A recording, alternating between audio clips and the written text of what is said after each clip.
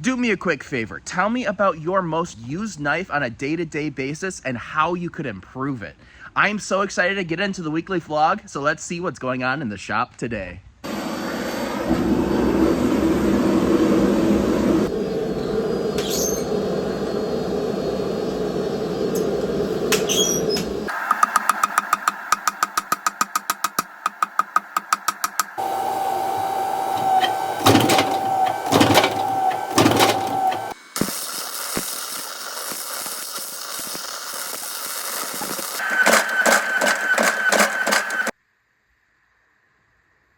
I'm getting ready to glue up all of these ridges and mini ridges. That's not all of them. This is just the 1084 high carbon. Over here is the rest. These are all the stainless. We've got the ridges over here and then some mini ridges there and up across there. And then a couple one-off knives that I've just decided to make. These two little ones are pretty cute, but this one, I just have a feeling about this design, this shape, the way that it feels in the hands. Then also the fact that I'm doing Ipe wood, if you guys know what Ipe wood is. And then this liner situation. I've kind of been digging the thick liner and then the thin, and then having the thin liner match the pins. I don't know. I really like the way that that one's turning out. I've got so much work to do over here. Let's go ahead and start gluing it together. This part of the vlog is brought to you by all of the people who support me on Patreon. The BCone Knives Patreon page is where you're going to get in and see exclusive posts, early access to YouTube videos, as well as a monthly giveaway. Every single month, I'm going to make something, feature it on this vlog, and then give it away to a lucky Patreon supporter. Good luck to all of the Patreon supporters. We're going to be making a bunch of really cool things, and I can't wait to see who gets the giveaway. I'm headed out to pick up a tool that is going to be an absolute game changer for my shop. This tool is going to give me peace of mind on every single knife so that I know that I'm putting out absolute quality every single time. Give me a guess down in the comments if you think you know what it is. I bet you don't know. This thing is going to be absolutely crazy. I don't know how much I'm going to be able to film of this little road trip. Let's see. Let's just go and see.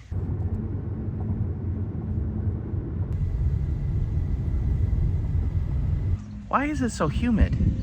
Oh.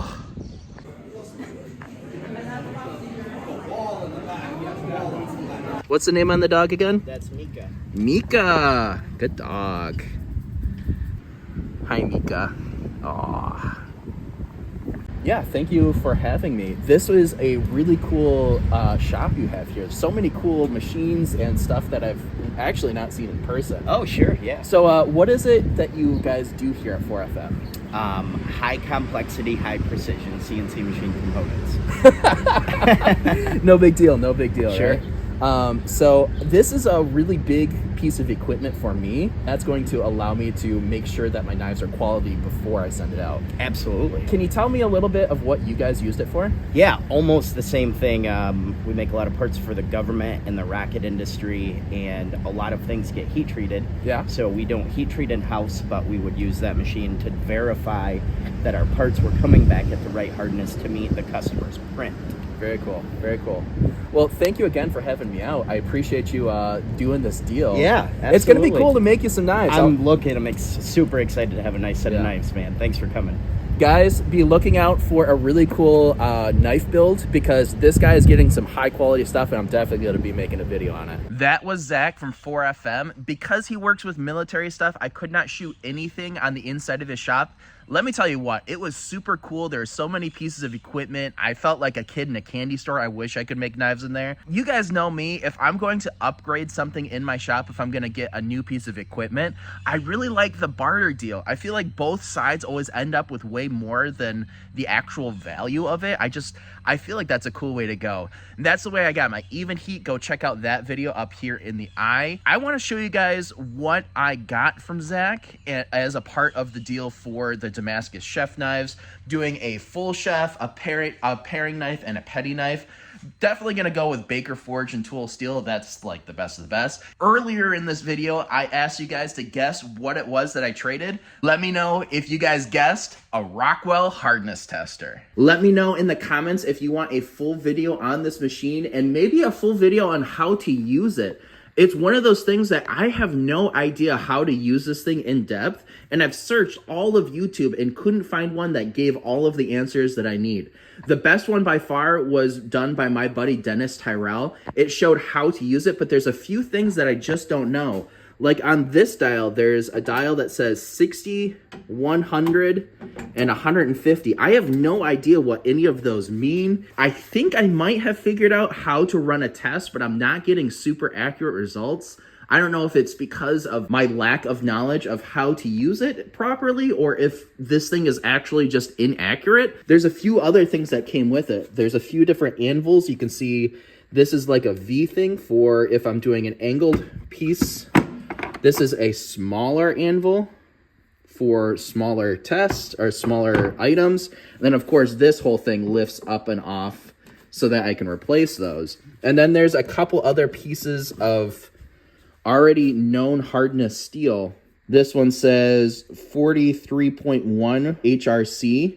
That means that when I test this, I should be getting a 43.1 HRC test. So that when I run the test, it should land on 43.1. That's the way I'm going to know that it is accurate. I've definitely done a few tests on this, and getting a little bit of mixed results. So if you know how to run one of these, I would love to know. Either in the comments, let me know how to actually use this, or better yet, if you want to get a hold of me, go ahead and message me over on Facebook or Instagram.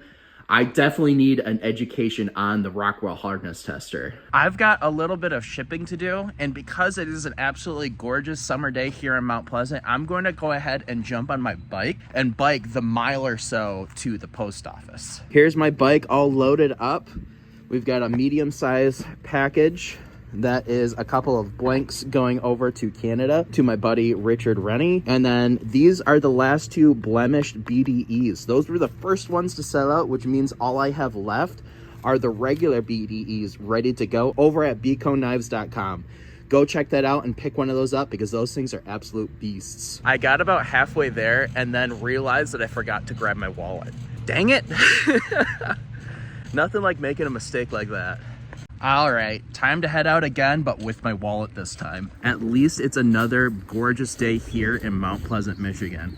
There's something about riding your bike down through the woods on these trails right next to the Chippewa River. It just makes you feel great, you know?